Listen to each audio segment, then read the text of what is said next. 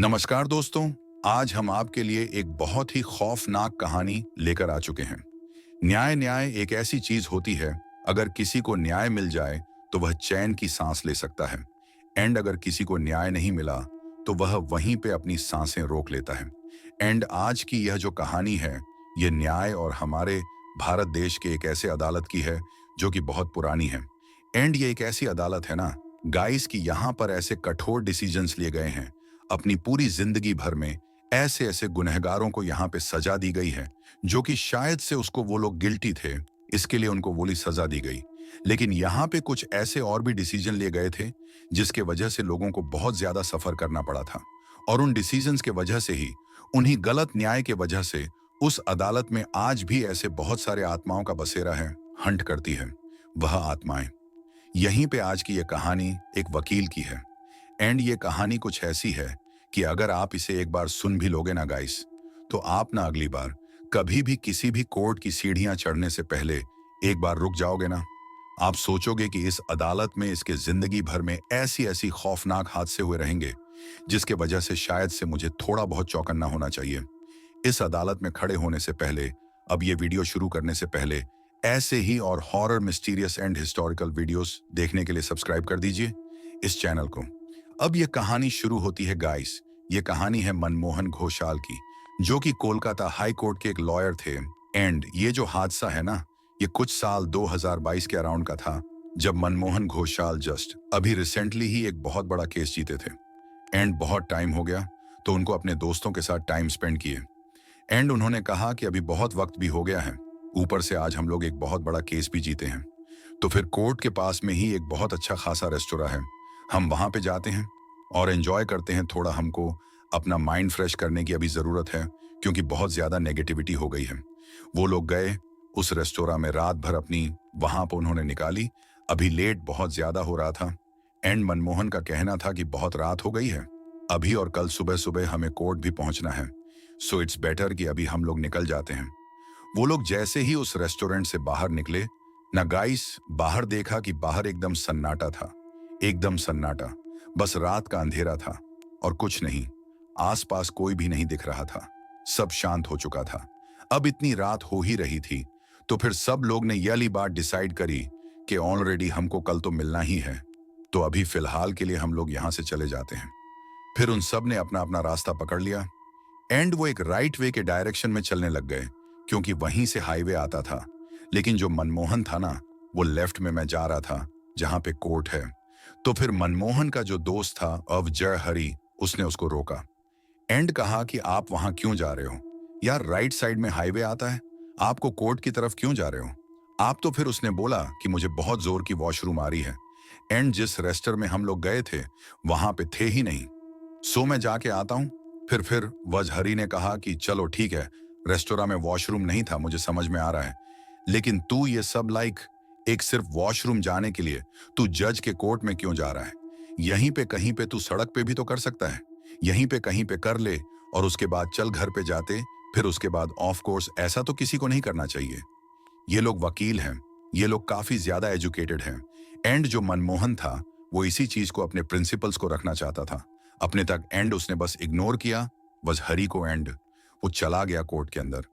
फिर वजहरी ने भी बोला, आई इतनी रात हो रही है, एंड ये वैसे भी 10 मिनट में तो बाहर आ ही जाएगा, तो मैं रुक जाता हूँ थोड़ी देर के लिए, यहाँ पे बाहर बैठ जाता हूँ। एंड जैसे ही वो आएगा, फिर हम लोग साथ में घर की तरफ निकल जाएंगे। और गाइस, जितना उजाला सुबह सुबह होता है ना अदालत में, उतना ही ज्यादा अंधेरा होता है रात के वक्त। एंड कोई भी अगर जाएगा ना, तो डेफिनेटली डर ही जाएगा। एंड जब वो भी वहां पे पहुंचा मनमोहन, तो वो भी अंदर देख सकता था कि चारों तरफ सिर्फ और सिर्फ अंधेरा है, और बस थोड़ी सी चांद की रोशनी आ रही है। ऊपर ऊपर एक खिड़की थी वहां से, लेकिन स्टिल उसको बिल्कुल भी डर नहीं लग रहा था, बिकॉज वो ये सारी चीजों को ना बहुत एज अ चैलेंज लेता है। वो बिल्कुल भी नहीं डरता। ये सबसे पढ़ा लिखा है, वकील है, सो ऑफ कोर्स वो अपने प्रिंसिपल के साथ हमेशा ही स्टैंड करता है कि नहीं, मैं नहीं डरूंगी। लेकिन उसे ना बाथरूम में जाना था। एंड बाथरूम जाते वक्त ना एक कॉरिडोर आता है बीच में, जहां पे थोड़ा सा भी उजाला नहीं था, एकदम अंधेरा था, एकदम अंधेरा। एंड जब मनमोहन उस रात के अंधेरे में उस अदालत के कॉरिडोर में चढ़ रहा था, तो उस वक्त ना चलते चलते उसको अचानक से पायल की आवाज एंड उसके जो पांव थे ना, वो वहीं पर थम गए। वो आगे बिल्कुल भी नहीं बढ़ पा रहा था फिर भी।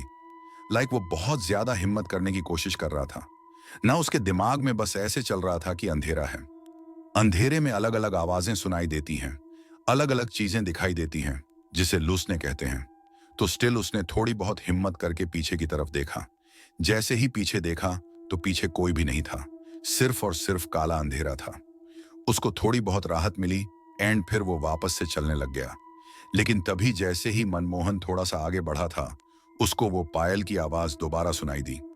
और इस बार ना, वो जो आवाज थी वो बहुत ज्यादा नजदीक आ रही थी। वो इतनी ज्यादा नजदीक आ रही थी कि लाइक उससे कुछ हिम्मत नहीं हो रही थी अभी। और उसको ऐसा लग रहा था अब ये सारी चीजें लाख ऐसा नहीं कि सिर्फ एक लुसने हैं, रियल लग रही हैं। एंड फिर उसने पीछे मुड़ के देखा एंड इस बार वहां पर कुछ तो था। और उसको ऐसा भी महसूस हुआ था कि किसी ने तो उसके गर्दन पर छुआ है।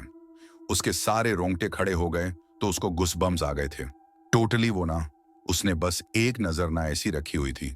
इस तरफ उसका मुंह था कॉन्स्टेंटली, इस तरफ एंड वो चले जा रहा था पीछे। उसकी नजर थी एंड वो चल रहा था चल रहा था चल रहा था। और उसको ना अंदाजा भी नहीं लग रहा था कि अब वो चलते चलते दौड़ने लग रहा है। फ्यू उसको लगा कि शायद से पीछे कोई है ही नहीं।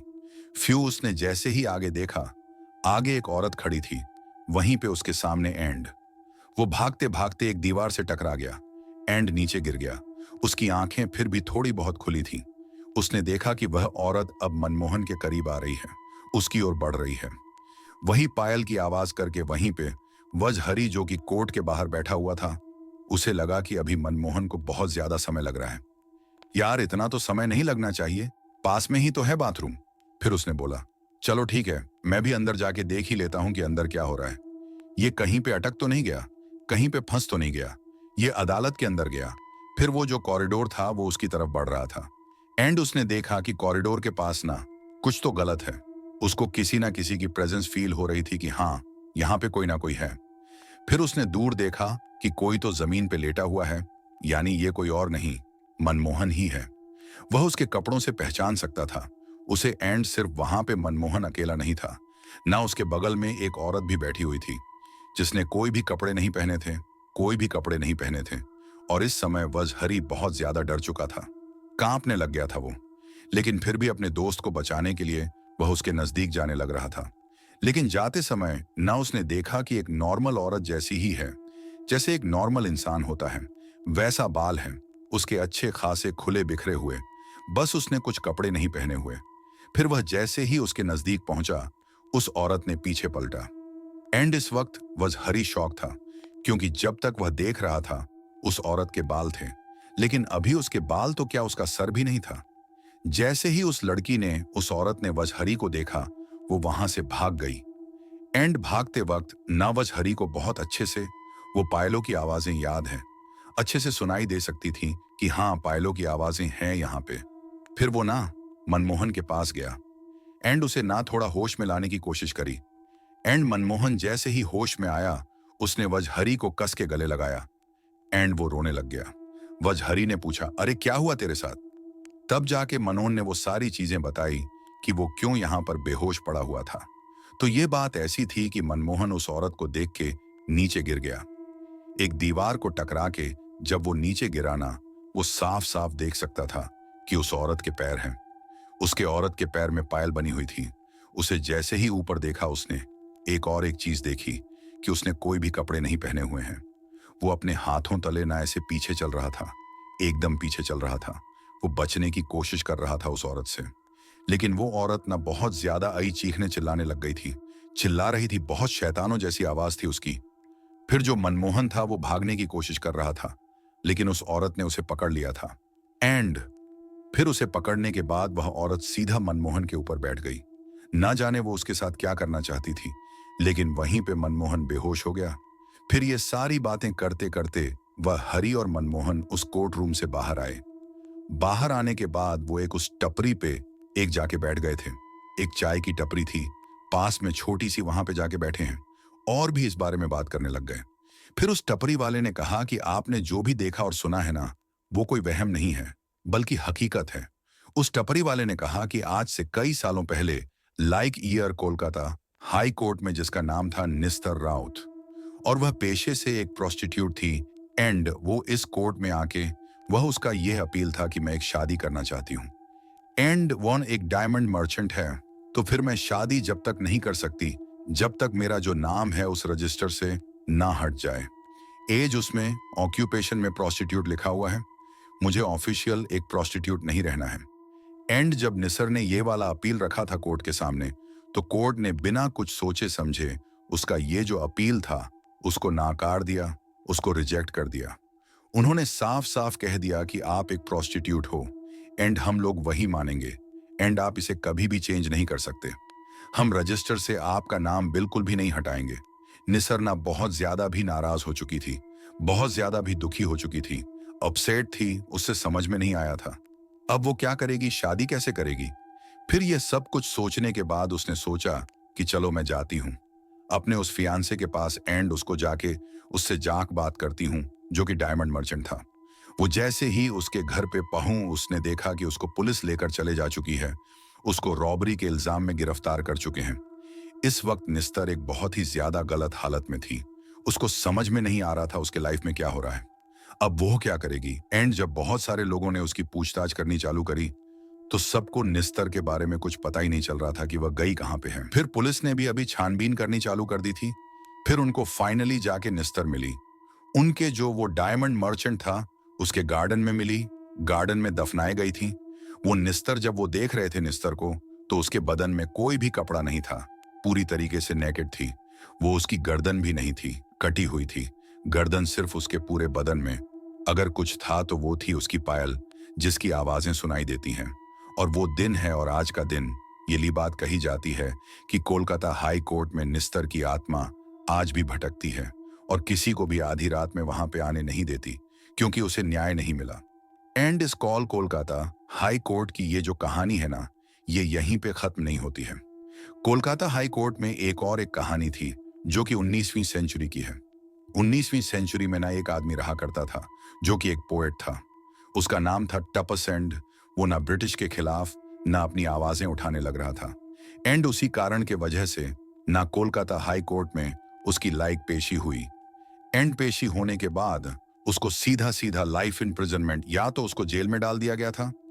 टोटली जब उसे जेल में डाला गया था ना, तब इसको तो उसको ना अंदर कुछ भी खाने पीने के लिए नहीं दिया जाता था, उसको ऐसे ही भूखा रहने दिया जाता था, उसको बाहर भी नहीं निकाला जाता, बस अंदर ही रखा जाता था। तब इसने फिर कुछ दिनों तक, कुछ वक्त तक उसने अंदर से ही अपने आक्रोश दिखाया, लेकिन एक अकेला इंसान क्या ही कर लेगा। वहां के जो पुलिस वाले थे वो भी उस पर बहुत ज्यादा जुल्म करते थे, बहुत ज्यादा जुल्म करते थे। एंड देखते ही देखते बिना खाने पीने के तपस की अभी मौत नजदीक आ रही थी। वो बहुत ज्यादा कमजोर हो गया था, एंड एट दी एंड उसकी मौत हो गई। वहीं पे एंड तब से कहा जाता है कि जो ये आदमी था, तब फिर वो उसी कोलकाता हाई कोर्ट में घूमता रहता है, भटकता रहता है। जो भी आधी रात में उसको मिल जाता है वह उससे पानी मांगता है कि मुझे पानी दे दो। वो उसके लिए तरसता है, उसके लिए तड़पता है। ये दोनों ही कहानियों को सुनकर व्रजहरी और मनमोहन बहुत ज्यादा शॉक हो चुके थे। वह बहुत ज्यादा परेशान हो चुके थे कि अभी हम जिस जगह से आए हैं, इतने रात को वहां पे दो आत्माओं का वास है। वहां पर दो ऐसी आत्माएं घूमती हैं, दो ऐसी आत्माएं भटकती हैं जिनको कभी भी उनकी जिंदगी में न्याय नहीं मिला। उनको एक धड़क तड़प के मौत का सामना करना पड़ा था। तो शायद यली बात तो एकदम ही पक्की है कि वहां पर उनका वास है, वह वहां पे भटकती है, एंड अपनी न्याय की भीख मांगती है। एंड ये जो कहानी है ना गाइस, उसका सबूत मांगने के लिए, उसका सबूत देखने के लिए, रिसर्च करने के लिए हमको एक कहानी मिली थी कि कोलकाता में बहुत ज्यादा एक फेमस पैरानॉर्मल इन्वेस्टिगेटर्स है। उनका नाम है डिटेक्टिव्स ऑफ सुपरनैचुरल एंड। वो लोग बहुत ज्यादा फेमस हैं, अपने कई सारे केसेस के लिए बहुत ज्यादा फेमस हैं। एंड एक टाइम तो ऐसा था कि जब कोलकाता के जो पुलिस वाले थे उन्होंने भी उनकी मदद मांगी थी बहुत सारी इंपॉर्टेंट चीजों के लिए। एंड जब इन पैरानॉर्मल इन्वेस्टिगेटर्स के सामने ये चीज आई थी, ये जो केस था कोलकाता हाई कोर्ट का, ये आया था उनके सामने, वो लोग बहुत ज्यादा एक्साइटेड थे कि अगर ऐसा कुछ है तो हम लोग को भी जाना है, वहां पे हम एक रिक्वेस्ट करते हैं। लेकिन जैसे कोलकाता हाई कोर्ट या फिर किसी और हाई कोर्ट में भी जैसे दूसरे रिक्वेस्ट अपील फाइल्स ऐसे ही पड़ी हुई रहती हैं, वैसे इनकी रिक्वेस्ट भी वहां पर वैसे ही पड़ी रही। उनको भी नहीं जाने मिला। लेकिन एक बात के लिए तो मैं 100% श्योर हूं गाइस, कि अगर उन पैरानॉर्मल इन्वेस्टिगेटर्स को उस कोर्ट में जाने का मौका मिलता था, तो डेफिनेटली वो कुछ ना कुछ तो वहां पे प्रूफ करके आ ही जाते थे। ले कोर्ट का ही काम आसान हो जाता था उससे। लेकिन स्टिल उनको नहीं मिला मौका। लेकिन आज भी एक बात तो एकदम क्लियर बोली जाती है, with a fall with a full stop, कि हो सकता है आज भी कि वो निस्तर की आत्मा वहां पर ऐसे ही भटकती रहती है, अपने न्याय के लिए चीखती है, चिल्लाती है, तड़पती है, वहीं पर भटकती है। और दूसरी तरफ तपस वो आज भी वहां पर घूमता है कि आधी रात में बस उसको कोई तो एक ऐसा शख्स मिल जाए, कोई तो एक ऐसा इंसान मिल जाए जिससे जाक वो पानी की मांग कर सके, एंड कोई आके उसकी प्यास बुझा सके। एंड गाइज, ऐसा हो सकता है कि जब इन दोनों आत्माओं को उनका इंसाफ मिल जाए, तब ये भी वहां पर भटकना बंद कर दे हो सकता है। लेकिन जो कोर्ट होते हैं वो बहुत ज्यादा स्लो प्रोसेस में रहते हैं। लाइक जो केसेस इंसान मर जाए या कुछ भी हो जाए, वो कभी केसेस क्लोज नहीं होते हैं, लेकिन उसका इंसाफ बहुत ज्यादा डीले में होता है। अगर इंसानों का इंसाफ नहीं दे रही है कोर्ट इतना फास्ट, तो भूतों की कहां पे ही ये लोग अपील सुनेंगे। सो गाइस, ये वीडियो के अंत में मैं आपसे बस इतना ही कहना चाहूंगा कि जब भी आप किसी कोर्ट या फिर हॉस्पिटल में जाते हो, ना तो थोड़े से सतर्क रहा करो। हॉस्पिटल एक ऐसी जगह है जहां पे लोग मरते हैं। कोर्ट एक ऐसी जगह है, अदालत एक ऐसी जगह है जहां पे लोगों की मौत का फरमान दिया जाता है। वहां पे बताया जाता है कि इस तारीख में आपकी मौत होगी। वहीं पे इंसान को सबसे ज्यादा गुस्सा आता है। वहीं पे इंसान अपने आप खो देता है, और वहीं पे मरने के बाद उसकी आत्माएं भटकती हैं। तो इस चीज से सतर्क रहिए कि अगली बार आप किसी अदालत में खड़े हो, तो हो सकता है कि कोई आत्मा हो आपके इर्द गिर्द, और वह आपको देख रही हो और आपके मौत का इंतजार कर रही हो। तो दोस्तों, ये थी आज की डरावनी कहानी। अगर आपको ये कहानी पसंद आई तो लाइक और शेयर करना ना भूलें। ऐसी ही और भी खौफनाक कहानियों के लिए हमारे चैनल को सब्सक्राइब करें और घंटी के आइकन को दबाएं, ताकि आप हमारी नई कहानियों को सबसे पहले देख सकें। अपनी राय नीचे कमेंट में जरूर बताएं। मिलते हैं अगली कहानी में। तब तक के लिए सावधान रहें और सुरक्षित रहें।